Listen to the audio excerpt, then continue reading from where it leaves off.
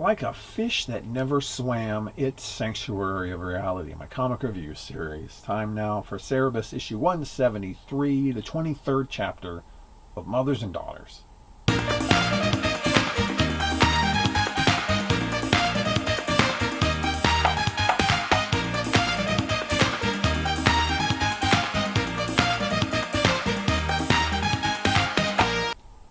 Swoon finally escapes from the Dream Tavern, only to have his prior roach personas begin to reemerge suddenly. He struggles to suppress them and proceeds to encourage the dreaming and calmness of the people of East. How long can Swoon suppress the roachness of his identity?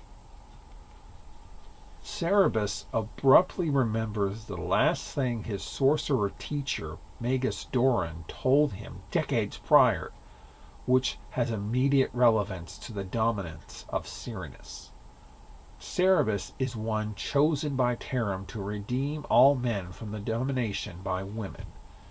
He listens at last and, setting aside Missy, sets out on the rooftops, making his way through the city, and eventually falling off, only to discover that he can fly. Will his flight be unimpeded?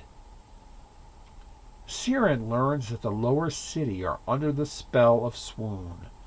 Despite her anger, the gold is being poured into the giant sphere as the final ascension is at hand. Nothing can stop her now. Elsewhere, the being who resembles death continues to walk through the city, heading into the upper city.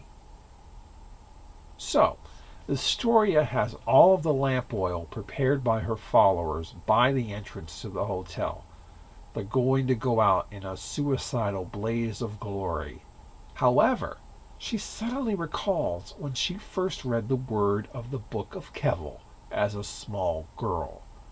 This changes everything. Astoria has a sudden change of thought and sets out to leave her followers. Where exactly is she going, and will the Sireness let her safely pass? I could spend the whole video, or longer, naming and explaining where all the different roach personas on that last page come from. They're all based on 90s comic characters, storylines, creators, and even comic gimmicks of that time. There's even more of this stuff next issue. I mean, I could identify them all without even Googling them. That's how bad it is. I mean, that's not something to be proud of, but but you don't want that, so we're not going to do that.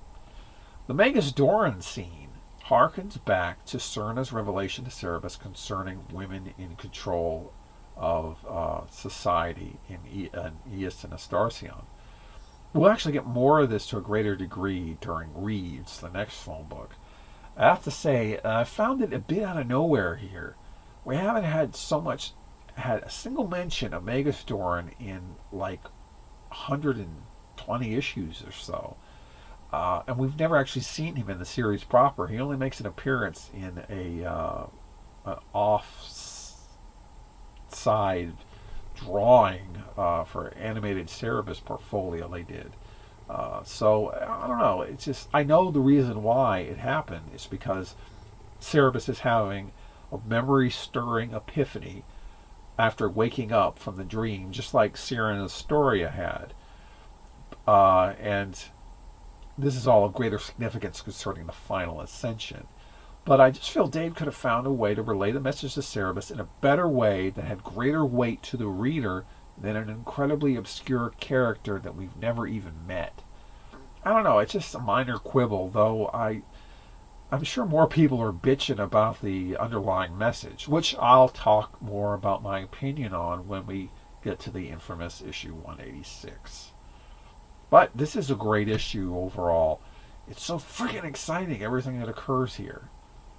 Next time, Crisis on Infinite Roaches, as Women ends.